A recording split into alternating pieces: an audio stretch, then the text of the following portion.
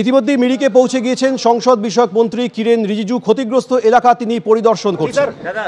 মিরিকে পৌঁছে গিয়ে সাংবাদিকদের মুখোমুখি হয়েছেন সংসদ বিষয়ক মন্ত্রী কিরেন রিজিজু। ক্ষতিগ্রস্ত এলাকা তিনি ঘুরে দেখছেন, কিন্তু তার আগে প্রশাসনকেও তিনি কড়া ভাষায় নিন্দা করেছেন। গতকাল যে হামলা হয়েছে প্রশাসনের ভূমিকা নিয়ে তিনি কড়া নিন্দা করেছেন। আর সেই বক্তব্যের পাল্টা কি বললেন কুণাল ঘোষ, দেখুন।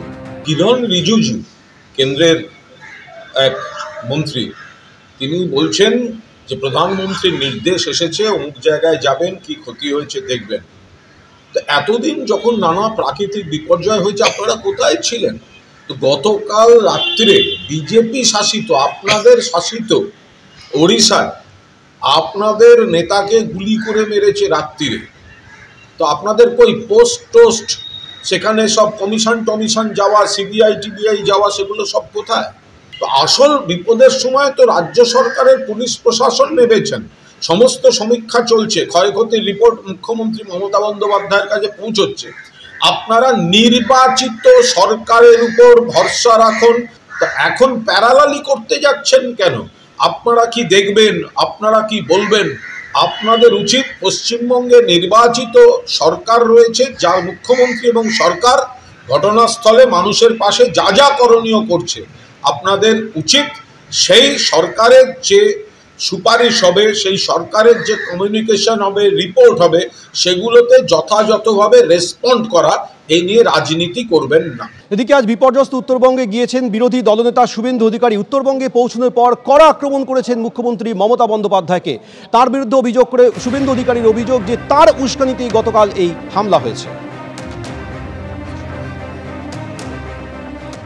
গুন্ডাদের রাজ্য আর গুন্ডাদের নেত্রী হচ্ছে মমতা ব্যানার্জি।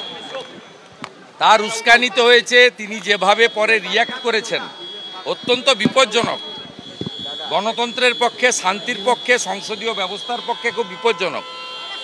তিনি নিন্দা করেননি, তিনি গ্রেপ্তার করার নির্দেশ দেননি, উল্টে বলেছে আর কিছু যাতে না হয়, মিলেমিশে হয়, এসব কথা বলেছেন।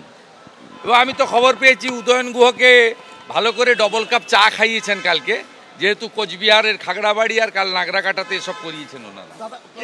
উনি তো বাহবা দিয়েছেন।